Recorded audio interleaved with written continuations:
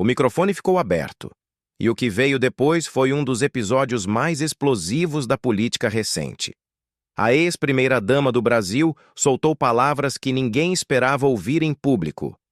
Cachaceiro, pinguço, irresponsável. A plateia vibrou, mas o impacto foi imediato e preocupante. O discurso de Michele Bolsonaro ultrapassou um limite perigoso, revelando uma figura muito mais radical do que o país imaginava. De apoiadora silenciosa, ela passou a ser vista como uma nova líder da extrema-direita religiosa.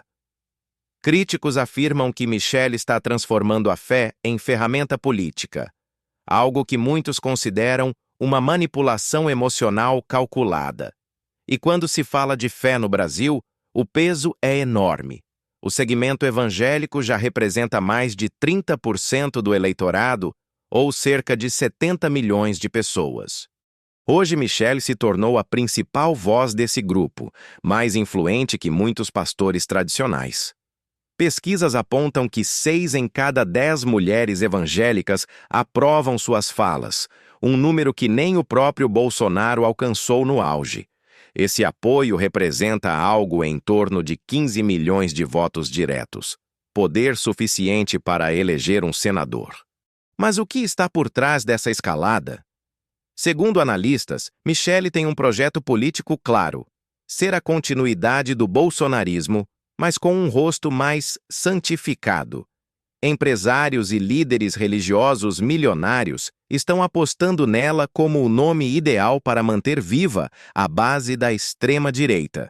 Só que há um problema: o púlpito está virando palanque, e até aliados ricos do meio evangélico já começam a se incomodar com o tom radical. O Brasil já viu líderes usarem a fé como arma política, mas nunca com essa intensidade e planejamento. Michele mistura religião e política de um jeito explosivo. Fala de Deus, mas ataca adversários com raiva. Prega amor, mas incentiva o ódio político. Essa contradição cria uma névoa perigosa, onde o fanatismo se disfarça de devoção. Nos bastidores, essa radicalização começa a dividir até os apoiadores milionários. Alguns já admitem que ela está indo longe demais, criando um exército de fiéis prontos para atacar qualquer um que pense diferente. E o mais irônico, essa força já começa a escapar do controle dos próprios financiadores. O ponto mais crítico é sua crença de que apenas ela representa o verdadeiro cristianismo. Quem discorda, na visão dela, está do lado errado. Recentemente, Michele espalhou boatos de que o governo Lula estaria perseguindo pastores e fechando igrejas. Informações falsas, desmentidas por líderes religiosos sérios. Pastores experientes, como Silas Malafaia, sempre usaram o discurso religioso de forma estratégica. Michele, por outro lado, age movida por emoção. Fala sem medir consequências, e isso a torna imprevisível. Ela não é estrategista, é missionária política. E quando mistura fé e política dessa forma, mexe com sentimentos profundos de milhões de pessoas simples que acreditam estar lutando por Deus. Essa estratégia não é nova. Nos Estados Unidos, nomes como Pat Robertson e Jerry Falwell Jr. fizeram o mesmo com Donald Trump, transformando o discurso cristão em arma política. Agora, Michele segue o mesmo manual com resultados semelhantes: polarização e manipulação. Mas a reviravolta veio de onde ninguém esperava. Durante um culto transmitido ao vivo, um pastor, conhecido por apoiar a direita, confrontou Michele publicamente. Michele não tem cargo, não tem mandato, mas age como se tivesse poder absoluto. Ataca publicamente a atual primeira-dama, Janja, e usa apelidos pejorativos para diminuir adversários. Enquanto Janja tem trajetória acadêmica e experiência política, Michele se apoia apenas na retórica da fé. E é exatamente isso que a torna tão influente. Ele desmontou, ponto por ponto, o discurso de perseguição religiosa que ela vinha promovendo.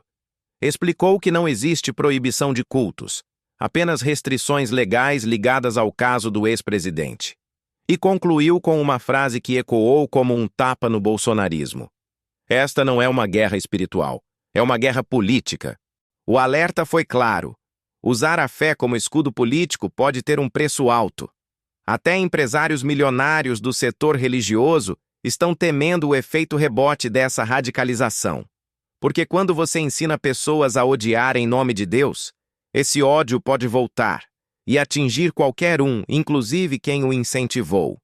Essa crise expôs algo maior que um embate religioso.